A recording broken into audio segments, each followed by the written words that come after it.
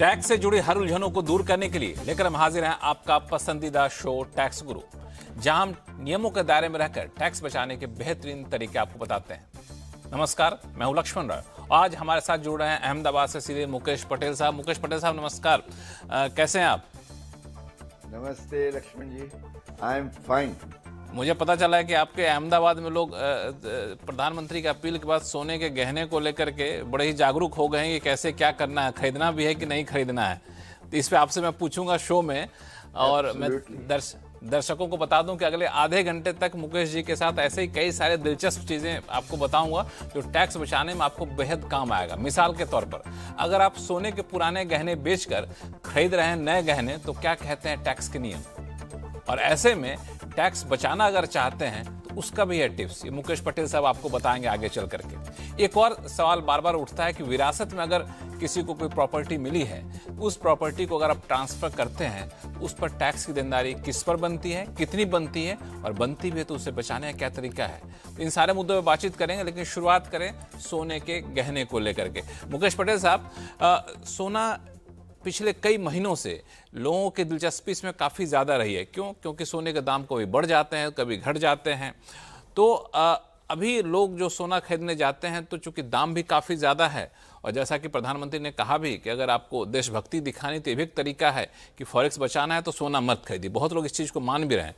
तो लेकिन सोना चूंकि माना जाता है कई जगह खरीदना मजबूरी है, तो लोग आजकल क्या कर रहे हैं कि पुराने गहने दे देते हैं और नए गहने खरीद लेते हैं, उसकी जगह एक्सचेंज कर लेते हैं। तो ये अच्छा भी होता है क्योंकि इससे आप देश के सेवा भी कर रहे हैं, और दूसरी तरफ आप जो है नई डिजाइन की ज्वेलरी जब मर्जी खरीद लीजिएगा, फिलहाल आप पैसा ही बचा रहे हैं। तो जो लोग पुराने गहने बेचकर नए गहने खरीद रहे हैं, उनके ऊपर टैक्स कहीं आ रहा है क्या? लक्ष्मण जी, आपने बहुत महत्वपूर्ण मुद्दा उठाया है, क्योंकि आम तौर से लोग ये समझते हैं कि भाई मैंने मेरा 100 ग्राम का पुराना कोई गहना है वो दिया मेरे ज्वेलर को, और उसके सामने मैंने 100 ग्राम का एक नया बनाया। मान लीजिए थोड़ा प्लस माइनस है तो उसका डिफरेंस वो अलग तरीके से देख लेते हैं। तो ये जो एक्सचेंज और बायबैक की स्कीम्स आजकल ज्यादातर सब लोग, इवन जो बिजनेस में हैं गोल्ड और सिल्वर के, वो ये चीजें पेश करते हैं अपने कस्टमर्स के लिए, क्योंकि वो मानते हैं कि भाई इसमें आउटफ्लो ऑफ मनी नहीं होता है तो आप ले लो। पर लक्ष्मण जी, हमको हमारे व्यूअर्स को इस बारे में सतर्क करना है कि ये जो आप एक्सचेंज करते हैं या बायबैक करते हैं, एक्चुअली इनकम टैक्स का जो कानून है उसमें जो कैपिटल गेन्स की जिम्मेवारी खड़ी होती है वो केवल सेल में नहीं होती है। अगर एक्सचेंज भी करते हैं, माना बार्टर करते हैं, मैंने मेरे 100 ग्राम, समझिए कि मैं कई साल पहले मेरा मैरिज हुआ था, उस समय पे 2001 का जो भाव लिया जाता है वो 4000 था, और अभी जो है वो मान लीजिए 1,50,000 या 55,000 है। तो ये 100 ग्राम आप समझते हैं मैंने दिया और सामने 100 ग्राम का नया लिया, पर इनकम टैक्स एक्ट में ये एक्सचेंज हो गया तो 4000 की चीज आपने 1,50,000 या 55,000 में उसको एक्सचेंज किया, तो difference will be taxed as your capital gains. इस पर आपको ध्यान देना है। तो मेरा सवाल यही था कि ये जो हमने दो तरह के ज्वेलरी होते घर में, एक हमने खरीदा तो अब डिजाइन बहुत पुरानी हो गई, अब नए डिजाइन का मामला है तो हम नया खरीदने जा रहे हैं। दूसरा कि पुश्तैनी ज्वेलरी मिल रही होती। आपके गुजरात का मुझे नहीं पता, हम लोगों की इधर क्या होता है कि जब लड़की ब्याह करके घर जाती है, ससुराल जाती है, तो वहाँ से भी कई लोग ज्वेलरी देते हैं गिफ्ट में उनको, उनकी माता देती है, उनके घर से मिल रहे होते हैं, वो सालों पुराने पड़े होते हैं, या फिर मदर इन लॉ के गहने पड़े होते हैं। उसको अगर एक्सचेंज कर रहे हैं तो उसका तो प्राइस हमें पता नहीं ना, तो उस टाइम रसीद मिला होगा, उसको कैसे करें? अभी देखिए, इसमें ये तो काफी पेचीदा सवाल है, क्योंकि आम तौर से जब गोल्ड का परचेज करके आप रखते हैं तो उसकी क्या खरीद कीमत है उसका कोई भी आपके पास सपोर्टिंग एविडेंस है। तो ऐसे केस में आप बेचते हैं या एक्सचेंज, बार्टर या बायबैक में जाते हैं तो आपकी परचेज प्राइस क्या है आपको पता होती है। पर जब ये नहीं होता है तो you have to go, particularly gift में या इनहेरिटेंस में, आपको बख्शीश या वसीयत में या सक्सेशन में मिला है, तो इस केस में जो प्रीवियस ओनर था उसकी कॉस्ट क्या थी। अब जैसे किसी को मदर इन लॉ या उस जमाने से मिला है, तो इसलिए हमारा वो कट ऑफ का बेस है, जैसे हम जानते हैं 1 अप्रैल 2001 का। अब 1 अप्रैल 2001 में अगर आप देखेंगे तो सोने का जो भाव था वो केवल 4,000 रुपया था। तो आपको 4,000 रुपये का बेस लेना पड़ेगा और आज का जो भाव है उसके कंपेयर करते हुए you have to work out your gains. या तो बीच के सालों में आपकी शादी हुई है तो अनुमान ये किया जा सकता है कि शादी के मौके पर ये आपने या आपके पिताजी या माताजी ने खरीदा होगा आपके लिए, तो उसकी जो वैल्यू है वो आप लेते हैं। और जैसे आप जानते हैं लक्ष्मण जी, हमारा क्या रूल है कि अप टू 500 ग्राम्स आपका कोई एक्सप्लेनेशन का सपोर्टिंग एविडेंस न भी हो तो भी इनकम टैक्स डिपार्टमेंट उसको मान लेता है, but that is for purpose of acquisition. पर जो आपका टैक्स की गिनती होती है वो तो होनी ही है, तो इसमें आपको सतर्क रहना है। मैं अगला सवाल आपके पास लेकर के आऊं, लेकिन एक सवाल और, चूंकि आपने जवाब दिया उससे मेरे मन में उठ रहा है। 2 सिनेरियो हो सकता है कि हमारे पास परचेज कॉस्ट ऑफ एक्विजिशन की रसीद हो कि हमने 2014 में, 2016 में या फिर 2000 में या फिर 1998 में हमने गोल्ड खरीदा, ये इसकी प्राइस है जी। अब हमारे पास कोई रसीद नहीं है जी, और हम कहें कि नहीं हमारे पास रसीद नहीं है लेकिन हमने तो खरीदा है 2020 में, तब क्या होगा? ये काफी ट्रिकी सिचुएशन होगी। हाँ, हो सकता है ना कि 2020 में हमने गोल्ड ज्वेलरी खरीदा हो और हमारे पास रसीद नहीं है, हम क्या करेंगे? अब हमें 2004 से लगेंगे तो हमारा तो कैपिटल गेन्स टैक्स बहुत बन जाएगा। नहीं, इसीलिए मैं कह रहा हूं, नहीं 2001 का जो भाव है वो तो अनुमानित होता है जब आप गिफ्ट। नहीं, मैं ये नहीं कह रहा हूं, मैं ये कह रहा हूं कि मान लिया मैं कहूं कि ये ज्वेलरी है, ये मैं एक्सचेंज कराने जा रहा हूं, ये हमने 2020 में खरीदी है या फिर 2024 में खरीदी, हमारे पास रसीद नहीं है, क्या ऐसा कर सकता है कोई? क्या तरीका है? प्रूफ रसीद नहीं है तो चल सकता है लक्ष्मण जी, पर आपके बैंक अकाउंट से या आपके इनकम के सोर्स से आपको कुछ तो सपोर्टिंग देना होगा। या तो आप कहेंगे कि भाई 2020 में किसी ने मुझे गिफ्ट दिया या 2020 में किसी का अवसान हुआ और उन्होंने अपने वसीयत में या सक्सेशन से मुझे दिया, कोई तो सपोर्टिंग लॉजिकल एविडेंस होना चाहिए, भले रसीद ना हो।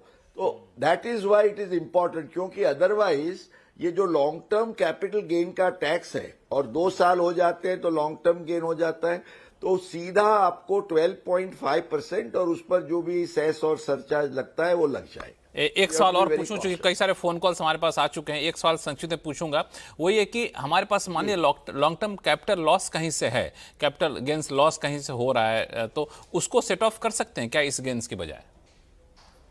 जरूर कर सकते हैं, क्योंकि कैपिटल गेन्स के जो भी नियम हैं वो सब नियम आपके लिए लागू होंगे।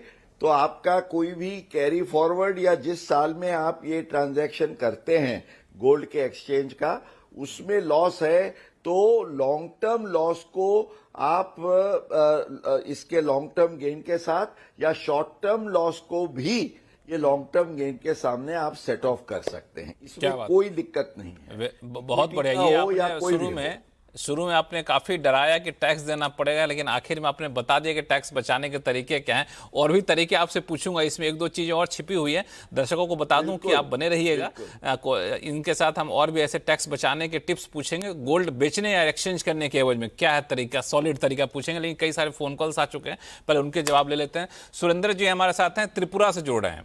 सुरेंद्र साहब नमस्कार। नमस्कार लक्ष्मण जी, नमस्कार। बताया जाए, अहमदाबाद से हमारे साथ मुकेश पटेल साहब हैं, बहुत जाने माने पुराने टैक्स एक्सपर्ट हैं, क्या उलझन है? हाँ, मैं उनको सुनता हूँ। मुकेश जी को भी नमस्कार। मेरा एक सवाल है, मैं 2006 से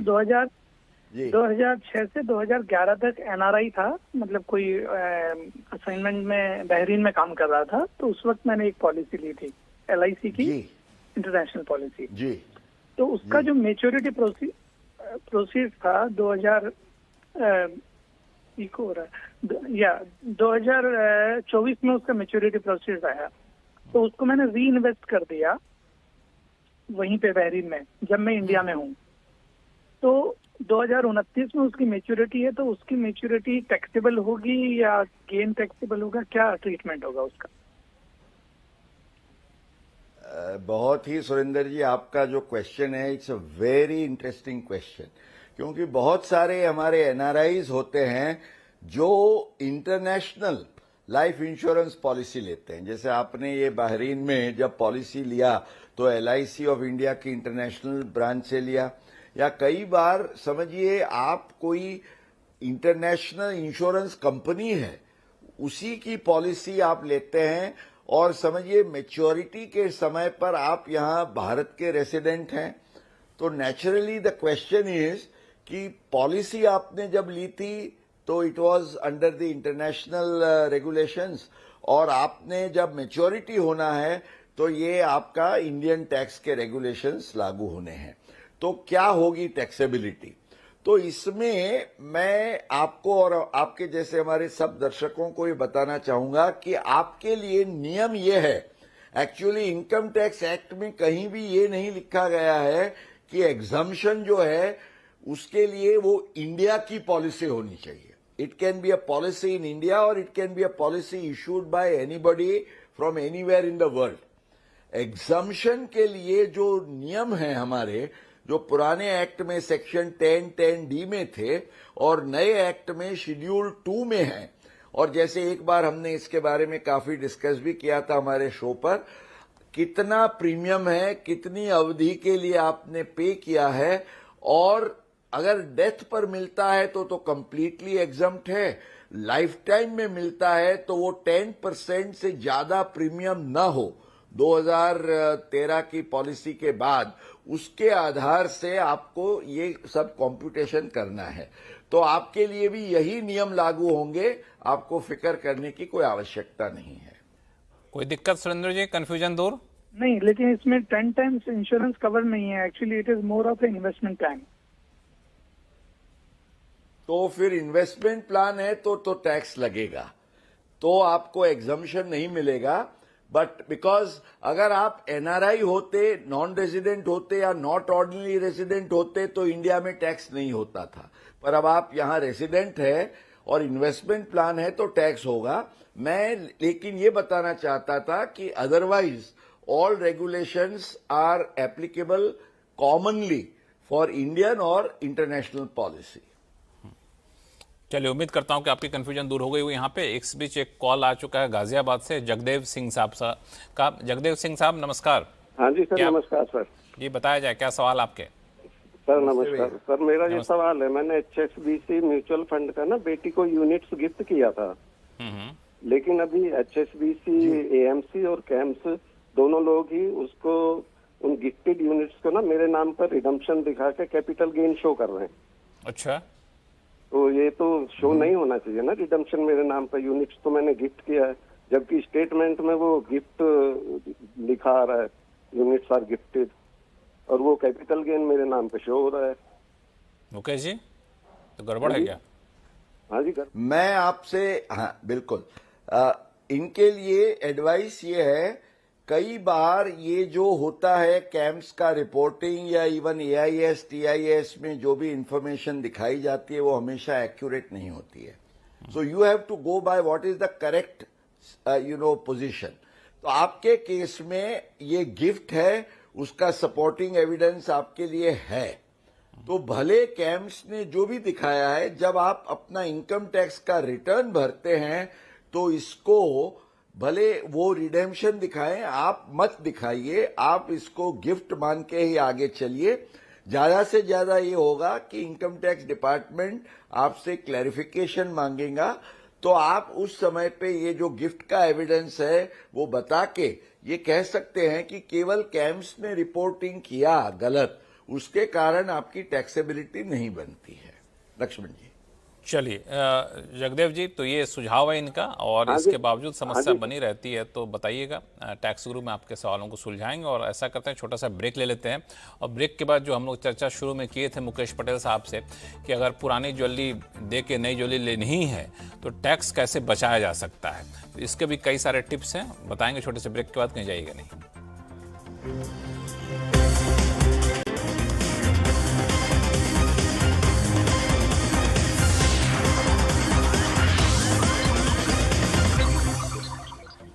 ब्रेक के बाद एक बार फिर से आपका स्वागत है। आप देख रहे हैं टैक्स गुरु, और आपके सवालों का जवाब देने के लिए हमारे साथ बने हुए हैं जाने माने टैक्स एक्सपर्ट मुकेश पटेल साहब, अहमदाबाद से जुड़े हुए हैं। मुकेश जी, लोगों के सवाल तो हैं, लेकिन मेरा मन घूम फिर करके वहीं चला जा रहा है, आपके गहने के ऊपर।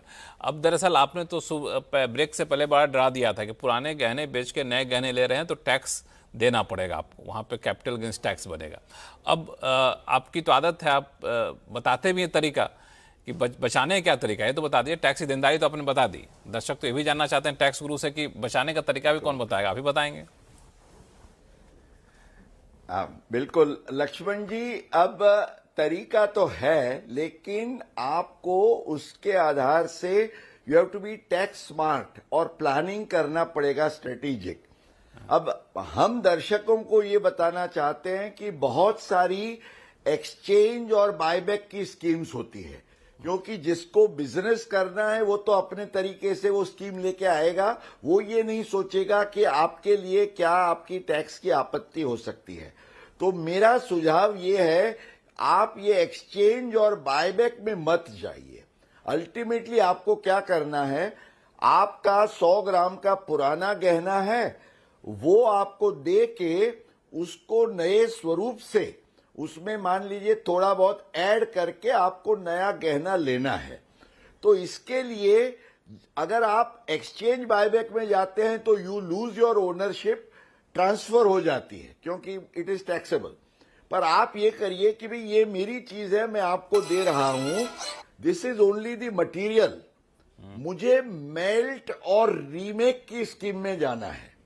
तो इसमें एक्सचेंज बायबैक के बजाय अगर आप मेल्ट और रीमेक में जाते हैं तो आप क्या करते हैं, आपका ही सोना है, सोनी जो है वो ज्वेलर है, वो उसको मेल्ट करता है, उसमें अपने लेबर चार्जेस लगाता है और वो लेबर चार्जेस ऐड करके आपको वो नया देता है, उसमें मटेरियल भी ऐड करता है तो नया देता है।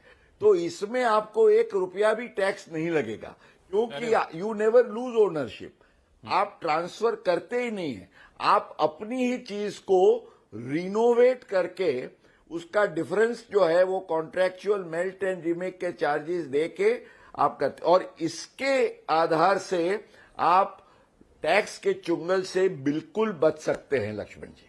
मतलब आपका कहना है कि आपके पास जो पुरानी ज्वेलरी है उसको बेचिए नहीं, आप ज्वेलर को बोलिए कि भाई इसको मेल्ट कर दो। यस, हमारे मेल्ट करने के बाद भी हमारा ही रहेगा, तो स्वाभाविक सी बात है, मेल्टिंग का चार्ज ले लो हमसे, और फिर उस जो मेल्ट करके जो सोना बचा हुआ है उस सोने से तुम ज्वेलरी बना कर दे दो, और उस ज्वेलरी का मेकिंग चार्ज ले लो, तो इससे जो हमारा टैक्स बच गया। अब मुझे 2 सवाल का जवाब दे दीजिए कि मेल्ट करने में कई बार क्या होता है, कहते हैं भाई 25 ग्राम की ज्वेलरी है, मेल्ट किया और निकल गया 15 ग्राम की, 10 ग्राम कुछ मिलावट था, वो तो पता नहीं चल रहा होता है, तो ये भी एक बड़ी संकट है, ध्यान दीजिएगा।